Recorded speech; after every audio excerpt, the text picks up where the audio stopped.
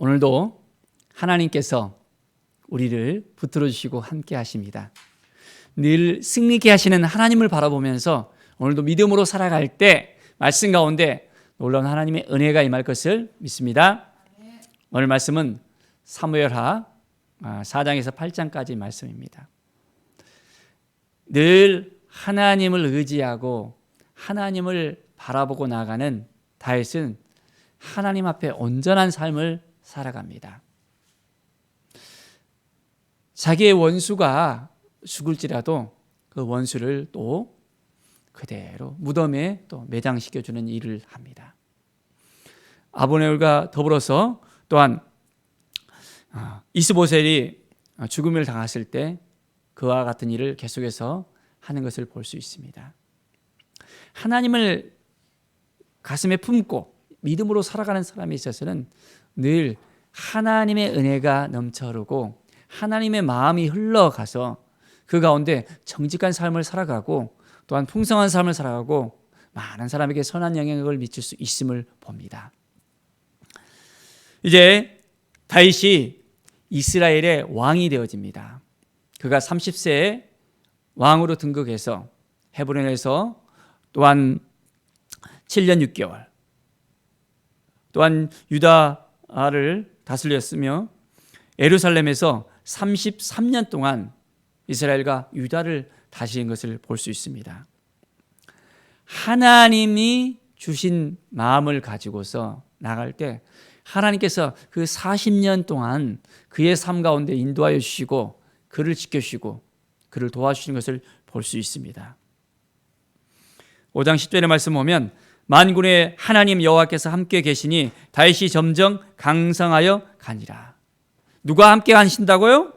하나님이 함께 하시니까, 여호와 하나님이 함께 하시니까 다윗은 점점 더 강성해지는 것을 볼 수 있습니다.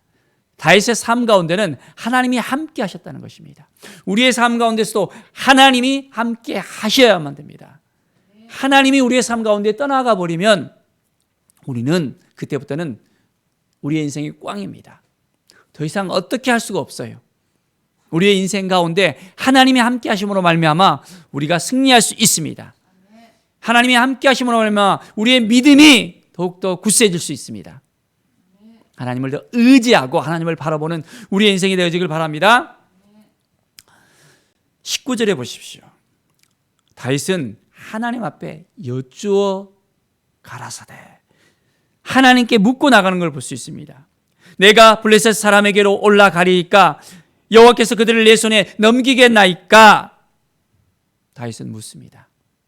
이때 하나님께서는 다윗에게 또한 말씀하십니다. 올라가라. 내가 반드시 블레셋 사람을 내 손에 넘기리라. 우리는 하나님의 음성을 듣고 하나님께 주신 마음을 가지고 나가야 됩니다. 그럴 때 하나님이 도와주시고 하나님이 신기해 하십니다.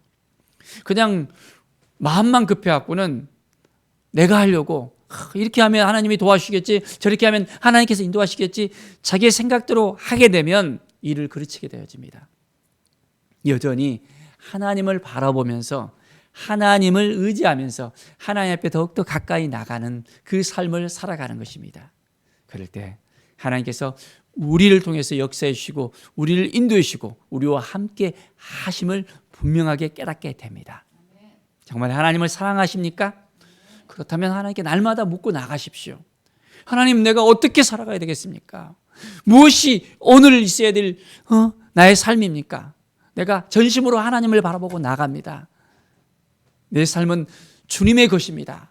주님께서 역사하셔 주셔야만 내 인생이 열릴 수 있습니다. 이렇게 믿음으로 고백으로 나가는 것입니다. 정말 하나님을 사랑하십니까? 그렇다면 오늘도 하나님만 붙잡으십시오. 우리의 인생은 다른 것을 붙잡으면, 다른 것을 바라보면 힘들 수밖에 없다는 것을 고백할 수 있어야 됩니다. 하나님의 은혜입니다라고 고백하면서 오늘도 승리한 삶을 사시기 바랍니다. 매일매일 하나님 앞에 더욱더 나아가는 다윗. 이제는 그가 하나님의 궤가 예루살렘에 들어오기를 원했습니다. 하나님의 임재를 날마다 경험하면서 살아가고 싶어하는 것이 바로 다윗의 심정이었습니다.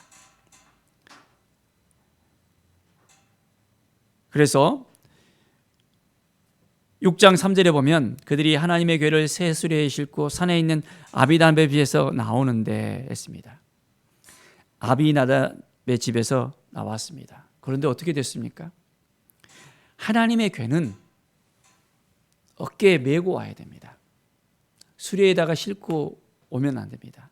제사장들이 어깨에 메고 그 궤에 손을 대서는 안 됩니다. 그런데 어떻게 됐습니까? 수레에다가 하나님의 궤를 싣고 딱 우사가 궤를 끌고 왔습니다. 그런데 어떤 일이 있었습니까? 6절에 보면 나곤의 타작마당에서 소들이 뛰었습니다. 우사가 선한 마음으로 손을 들어서 하나님의 궤를 딱 붙잡으려고 했습니다. 어떻게 될 수밖에 없죠? 하나님이 그 궤를 만져서는 안 된다고 했는데 그 우사의 잘못으로 말미암아 이제는 하나님이 그 궤에서 옆에서 이제는 우사가 죽음을 이제 맛볼 수밖에 없도록 하게 했습니다. 우리는 하나님이 주신 마음을 가지고 하나님이 하라는 대로 살아야 됩니다. 이것은 아주 좋은 일인데, 내가 해야 되는 일인데, 내가 마음대로 생각하고 내가 하는 것이 아닙니다.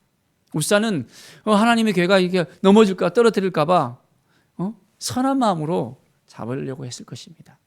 그러나 하나님은 원하지 않습니다. 하나님의 방법대로 살아야 되는데 그렇지 아니하면 분명하게 문제가 생길 수 있습니다. 오늘도 우리가 하나님의 음성을 듣고 살아가야 되는 그 이유가 바로 이렇습니다. 우리 마음대로 생각하고 우리 마음대로 주장하고 우리가 이렇게 하면 잘 될 수 있겠지, 하나님이 기뻐하시겠지 생각하면서 나가는데 하나님은 아니다 라고 이야기할 수 있다는 것입니다. 매일매일 하나님을 바라보면서 나아가십시오. 이제 다윗 성에 들어오지 못하고 오벳 에돔의 그 집에서 또한 3달 동안 거합니다. 그리고 그곳 가운데 하나님께서 그 집을 복을 주시니까 다윗은 다시 그 궤를 다윗 성에, 예루살렘 성에 이제 다시 모시고 옵니다. 16절에 보면 다윗 성에 궤가 들어오게 되어집니다. 다윗 왕은 하나님 앞에서, 여호와 앞에서 막 뛰놉니다. 춤추면서 온전하게 기뻐하며 나갑니다. 그런데 한 여인이 있었습니다. 그 여인이 이제 창으로 딱 내다봤습니다. 다리면 다윗의 부인이었습니다. 미갈. 사울의 딸인 미갈이 다윗의 그 춤추고 뛰는 모습을 보면서 아주 업신여겼습니다. 아니, 왕이 저렇게 하면 되나 하면서 그 마음속에 탁 했습니다. 그러면서 20절에 보면 다윗이 나와서 이제 다윗을 맞이하면서 이야기합니다. 이스라엘 왕이 오늘 어떻게 영화로우신지, 방탕한 자가 염치 없이 자기의 몸을 드러내는 것처럼 오늘 그의 신복의 계집종의 눈앞에서 몸을 드러내셨도다. 하나님을 기뻐 찬양하고 이제는 뛰놀면서 하나님께 높여드리는 이 다윗을 보고 미갈은 아주 창피를 줘버립니다. 다시 말합니다.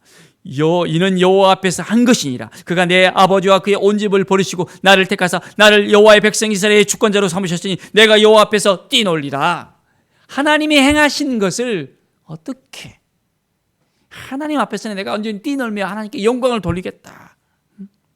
내가 이보다 더 낮아져서 스스로 천하게 보일지라도 내게 말한 바 계집종에는 내가 높임을 받으리라.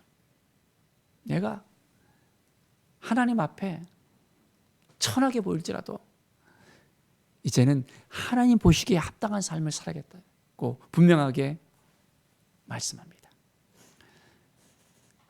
사울의 딸 미갈은 죽는 날까지 그에게 자식이 없는, 어쩌면 삶의 저주가 임했던 걸 볼 수 있습니다. 하나님을 온전하게 바라보지 않고 하나님께 영광을 누리지 못한다면 우리의 인생은 저주의 삶이 될 수밖에 없습니다. 매일매일 하나님을 의지하고 하나님을 바라보고 하나님께 나갈 때 축복의 대로가 우리에게 열려줄 수 있는데, 우리는 하나님을 바라보는 것보다 인간을 바라보고 세상을 바라보고 문제를 바라보고 말미암아 우리는 저주의 삶의 그 문턱 앞에서 허덕거릴 수밖에 없다는 것을 알아야 됩니다. 그렇다면 우리는 어떻게 해야 되겠습니까? 매일매일 하나님을 의지하고 하나님을 바라보고 하나님께 나가는 것입니다. 하나님이 분명하게 우리를 도와주시고 함께해 주시다는 것, 이 사실을 알아야 됩니다.